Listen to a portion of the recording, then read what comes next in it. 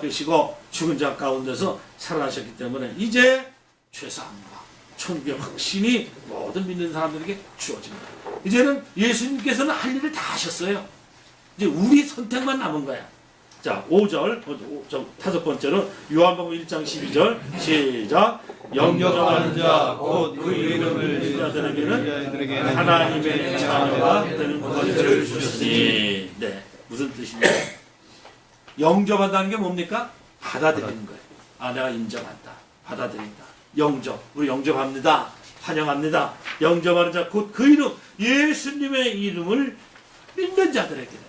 어떻게 믿어? 아, 예수님, 나를, 나 같은 죄인을 구원하러 이 땅에 오신 예수님, 그 믿는 거예요. 믿는 자들에게는 하나님의 자녀가 될 권세를 주셨다는 거예요. 할렐루야.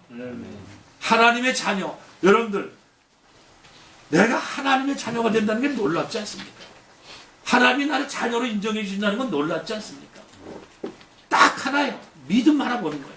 바로 예수님께서 저와 여러분들을 위해서 이 땅에 오셔서 우리들의 죄 때문에 하나님을 만나지 못하고 복된 삶을 살지 못하는데 그 예수님이 십자가에서 피 흘려 죽어주심으로. 왜? 내 죄 때문에, 우리들 죄 때문에, 여러분들 죄 때문에 그 죄를 해결하시려고 십자가에 달려 피 흘려 죽으셨다. 3일 만에 부활한 사실, 이거 믿으라는 거예요. 받아들이는 거예요. 여러분, 온 우주 만물을 창조하신 하나님께서 우리 죄인들에게 주신 구원의 선물을 여러분 다 받으셔야 돼요. 이 성탄절에 아까도 말씀드렸지만 뭐 선물 주고, 크리스마스 날 선물 주고받고 하는 것 중에서 가장 큰 선물이 뭐냐? 하나님 우리에게 예수님을 주셨다, 그 말씀이에요. 그러니까 예수님이 가장 큰 선물이 되는 거예요. 이 선물은 누구에게나 다 줄 수 있어요. 근데 딱 하나 조건이 있어요. 믿으라는 거예요. 영접하라는 거예요. 받아들이라는 거예요. 그러면 여러분들 영적인 일이 여러분 안에서 10년 가운데서 일어나게 되는 것입니다. 그래서 예수님은 우리에게 소망이 되시고 기쁨이 되시고, 인류는 죄의 허물로 죽었던 우리 죄인들을 살리시려고 둘도 아닌 독생자를 죄악된 세상에 보내사 죄 없는 그 아들 예수님은 십자가에 못 박아 죽여서 우리를 구원하려고 주시는 것이기 때문에 예수님이 오신 성탄절이 우리 인류에게는 큰 기쁨이 되는 것입니다. 이런 뜻을 알고 우리가 성탄절을 맞이하면 다르죠. 예를 들어서 여러분들, 뭐 제가 이 피해 산업에 방문을 했다, 아니면 대통령이 방문했다, 뭐 어떤 분이 방문했다, 그러면 왜 오셨어요? 그러잖아요. 네? 뭐 때문에 오셨지요? 왜 오셨어요? 여러분들 집에 누가 가면 왜 오셨지요? 내가 초청하고 내가 요청하지 아닌 사람이 어떤 손님이 오늘 왜 오셨어요? 무슨 일 때문에 오셨어요? 그럴 거란 말이죠. 예수님이 왜 오셨습니까? 이 땅에 왜 오셨습니까? 하나님이 왜 그런 일을 하셔야 돼요? 조건이 딱 하나예요. 하나님 이유 없이 우리를 사랑하시는 거예요. 왜 사랑합니까? 우리 인간은 알고 보면 하나님의 형상을 따라 지음받을 거예요. 여러분들 자녀 낳으면 애가 나를 닮았다고 하면 괜히 기분 좋잖아요. 근데 이웃집 아저씨 닮았다고 하면 어떻게 되는 거예요? 큰일 나죠. 문제가 되는 거지. 이건 문제가 되는 거지. 마찬가지로 하나님도 하나님의 형상을 따로 지으셨다는 거예요. 그러니까 하나님 사랑하시는 거예요. 그런데 하나님은 사랑의 하나님도 되시지만은 공의의 하나님이거든. 공의의 하나님은 뭡니까? 의와 불의를 갈라서 심판하시는 하나님. 잘못하면 벌 준다는 거예요.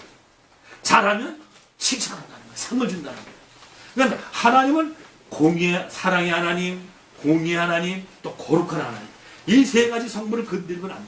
하나님 이런 분이시기 때문에. 그러니까 우리를 사랑한다고 우리가 죄를 지어서 무조건 난 용서해 준다 그러면은 하나님의 공의가 어디가 안 되냐. 사랑의 하나님은 되지만은 공의로운 하나님은 안 된다고 얘기죠. 그러니까 참 딜레마에 빠지는 거예요. 자, 우리를 사랑하자니 하나님의 공의성이 없어지고, 또 공의롭게 하자니 다 죽어. 우리가 죄 질 때마다 그냥 심판해보는 저와 여기 중에 살아남을 사람 누가 있겠습니까? 지난 한 주간 동안, 한 달 동안에도 여러분 죄 안 지셨습니까? 알게 모르게 죄를 많이 졌어요. 여러분들 몰라서 그렇지, 아, 이것도 죄였구나, 저것도 죄였다는 것이 얼마나 많은지 몰라요. 네? 그렇습니다. 그렇기 때문에 하나님께서는 우리를 구원하시려면은 이 하나님의 사랑과 하나님의 공의로움을 다 만족시켜야 돼. 그 방법이 뭐냐? 그 희생이 따라야 되는 거예요. 이게 하나님께서는 하나님의 아들 예수님을 희생하신 거예요. 죄 없는, 그것도 죄 없는 사람이 필요해요. 그래서 예수님이 마리아의 몸을 빌어서 성령으로 잉태됐다고 그랬죠? 그걸 동정녀 탄생이라고 합니다. 따라서 해보세요. 동정녀 탄생. 동정녀 탄생. 남자 없이 태어났다는 거예요. 있을 수가 있겠습니까? 하나님이나 가능한 거예요. 네, 하나님이나 가능한 거예요. 인간으로서는 안 돼. 석가모니도 안 됐지요. 공자도 그렇지요. 마호메트도 그렇죠. 근데 예수님만은 성경에 보면 동정녀 탄생. 마리아의 몸만 있고 성령으로 잉태됐다고 했죠. 성령으로. 하나님이 영이시라고 그랬잖아요. 영은 우리 눈에 보이지 않습니다. 그 성령께서 역사하셔가지고 마리아의 몸을 빌어서 우리 육신을 입고 이 땅에 오시게 하신 거예요. 왜? 우리 제물이 되기 위해서. 죄 없는 제물이 되기 위해서.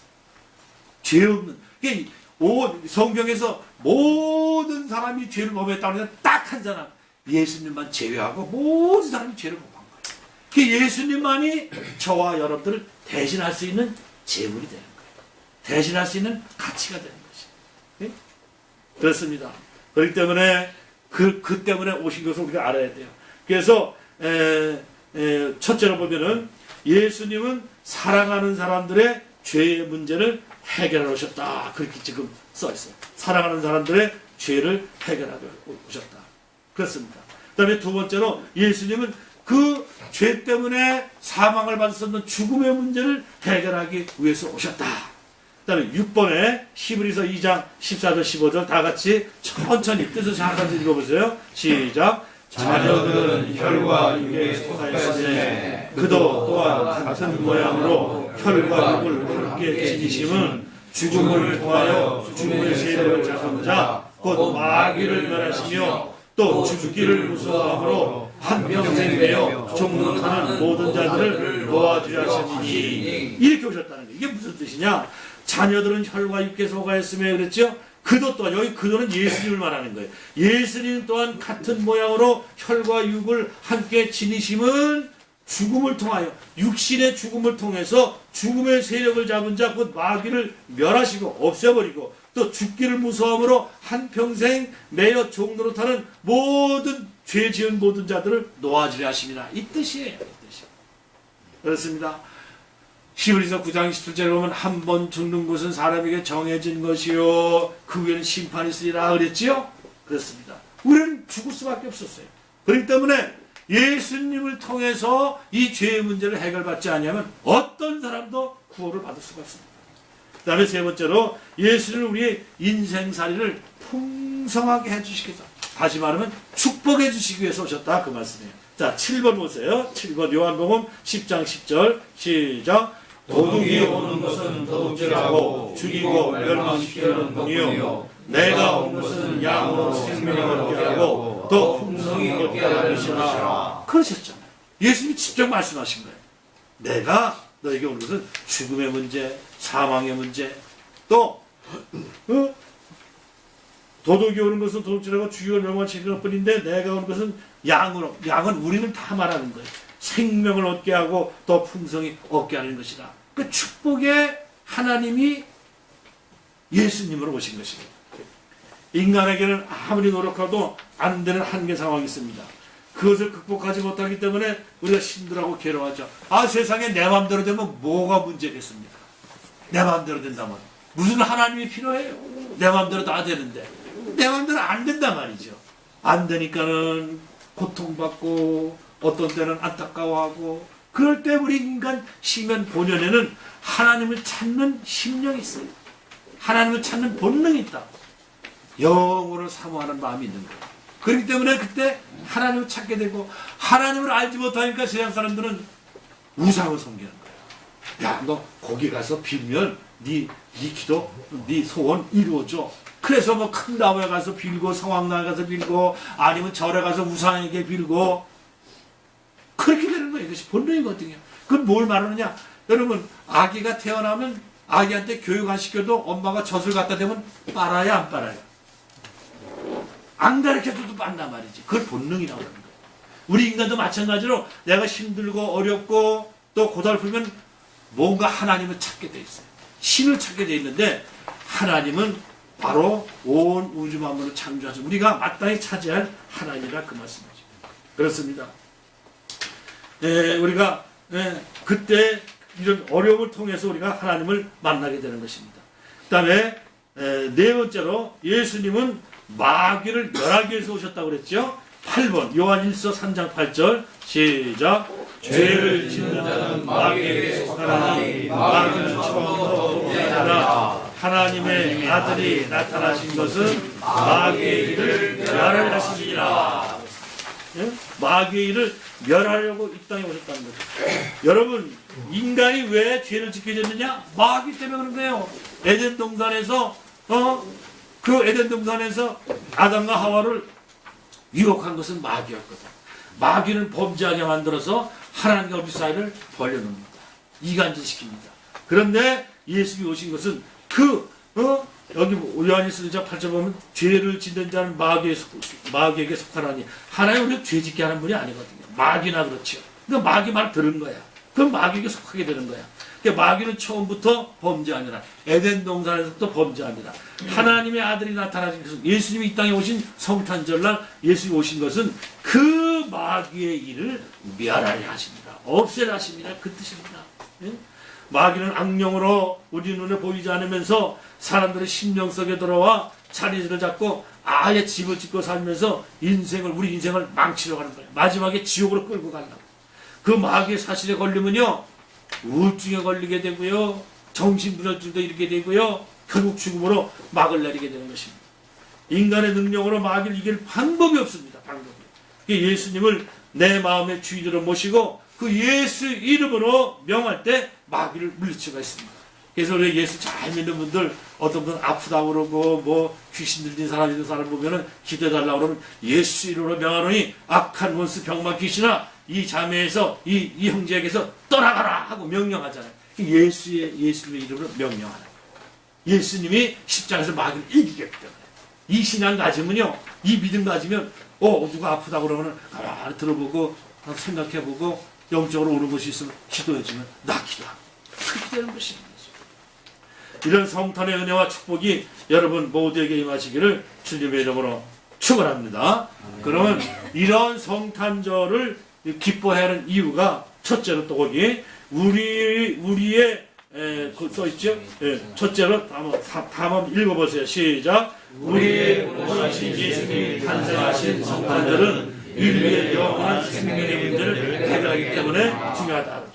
거기에 9번에 요한복음 3장 16절 17절 있죠? 시작. 하나님이 세상을 이처럼 사랑하사 독생자 예수를 주셨으니 이는 예수를 믿는 자마다 멸망하지 않고 영생을 얻게 하시니라. 하나님이 그 아들 예수를 세상에 보내신 것은 세상을 심판하려 하신 아니요 그 예수로 말미암아 세상 사람들이 구원을 받게 하려 하십니다. 그래서 오셨다.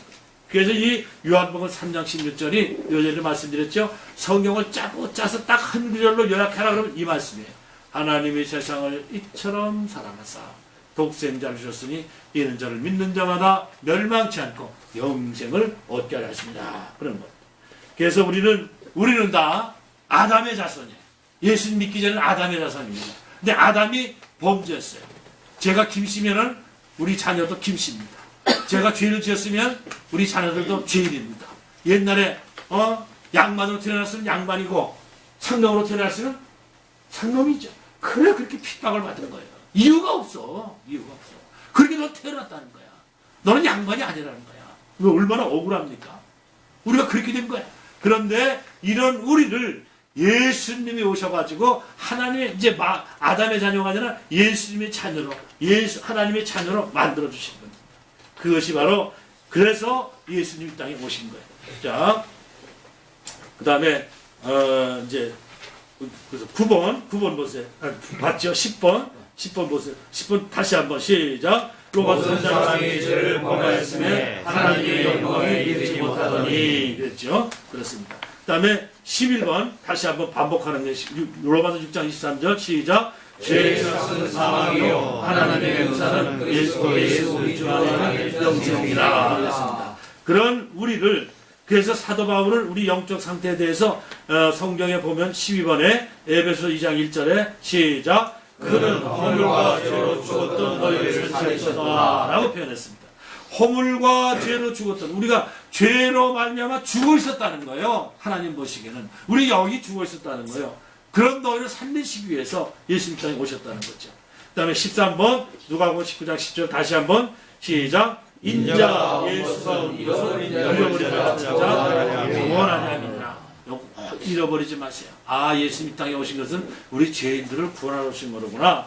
그 다음에 14번 마태복음 9장 13절 시작 나는 의인을 부르러 온 것이 아니요 죄인을 부르러 왔습니다. 자, 이 기가 막힌 말씀이 있는데 즉 예수님은 의인을 부르러 온 것이 아니다. 죄인을 부르러 왔노라 하십니다. 이게 무슨 뜻이냐? 여러분들이 아프지 않은데 병원에 가는 사람 있어요? 건강검진 받아보려고 가는 사람 있겠지. 근데 대부분이 내 몸에 어떤 이상이 있거나 아프면은 의사를 찾고 병원을 찾습니다. 마찬가지. 그래서 내 자신이, 우리 자신이 죄인이라는 걸 아는 것이 너무너무 중요한 거예요. 너무너무. 죄인이 아닌 사람은 예수님을 안 찾아. 죄인이 아닌 사람은 하나님을 안 찾아. 우리 자신이 죄인이라는 걸 알아야 돼. 우리 자신이. 그래서 오늘 마태복음 9장 13절에 나는 의인을, 죄를, 의인이라고 생각하는 사람을 부르러 온 것이 아니고 죄인을 부르러 왔노라 하십니다. 근데 성경은 우리가 죄인이라는 걸 가르쳐 주는 거예요. 성경은 영적인 거울과 같아. 우리가 거울 보면 얼굴에 뭐 묻은 거, 알게 되고 또 뒤들어 씻고 그러잖아요. 왜? 묻은 걸 아니까 씻는 거예요. 근데 이걸 모르면 거울을 봐도, 모르면 세수하라고 내가 왜 세수해? 아침에 했는데. 그런단 말이죠. 그렇기 때문에 내 자신이 죄인인 걸 안다는 사실이 너무 귀중한 거예요. 이게 그 말씀이에요. 그런 우리들에게 15번에 보면 로마서 5장 8절 자세히 아까시면서 졸린가 봐. 우리 자매. 로마서 5장 8절 시작 우리가 아직 죄인이었을 때 예수 그리스도 통해서 우리를 위하여 죽으심으로 하나님께서 우리에 대한 자기 하나님의 사랑을 확증하셨느니라 그랬죠. 이거 아주 중요한 말씀이에요. 우리가 아직 죄인으로 있을 때에 예수 그리스도께서 우리를 위하여 죽으심으로 우리를 위해 십자가에서 대신 죽어주심으로 하나님께서 우리에 대한 하나님의 사랑을 보여주셨다 그 뜻이에요. 내가 너를 이렇게 사랑한다. 내 아들 독생자를 십자가에 못 박으면서까지도 나는 너를 사랑한다. 너 이 사실을 믿어라. 너 이 사실을 알고 믿어라. 그러면 네가 다 죄 용서받고 하나님의 자녀가 된다. 이 말씀이에요. 자, 2011년 미국에서 9.11 테러가 일어났습니다. 이슬람 오사마 빈 라덴인가? 오사마 빈 라덴 맞지? 지시로 인해서 가지고 비행기 두다가 그냥 쌍둥이 빌딩은 춤돌아고 대단했죠? 영화에서도 못 보는 장면이어서 얼마나 많은 사람 그때 세계 엘리트들 6,000명이 죽었습니다. 세계 내놓은 엘리트들이 거기 다 근무하고 6,000명이 죽었어요. 그때 사람들을 구하기 위해서 경찰관, 소방관 그리고 시민단체들이 총동원됐죠. 그들 한 사람이라도 더 구하려고 그 무너진 잿더미를 흙더미를 헤쳤습니다. 죽은 사람들 모습을 참으로 처참하죠. 구조대원들은 그 참혹한 속에서 안간힘을 다해 꺼져가는 생명이 있는지 샅샅이 다 뒤졌습니다. 그러던 중 잿더미 속에서 잘려진 손 하나가 나왔어요. 어른 손인데 워낙 많은 시체가 있었기 때문에 손 하나쯤 별것이 아니라고 생각하고 지나치려고 하는데 무엇인가 꼭 잡고 있더라는 거지. 뭔가 하고 봤어요. 그 형상을 본 구조대원은 이런 생각을 했습니다. 죽어가면서도 자기 생명이 끊어지면서도 무엇이 소중하기에 끝까지 놓지 못하고 움켜쥐고 있었을까 궁금해서 잘려진 손가락을 펴보았더니 뭐가 있었겠어요? 거기엔 다름 아닌 어린아이의 작은 손이 들려 있었습니다. 죽어가면서도 엄마가 마지막 순간까지 자식의 손을 놓지 못하고 끝까지 그 손을 붙잡고 있다가 함께 잘려진 것이었습니다. 여러분, 이게 어머니의 사랑이거든요. 제가 교정사역도 합니다. 아도 직업훈련소에 교정사역하면 한 번 한 500~600명이 와요. 기독교. 그 사형수, 그중 사형수도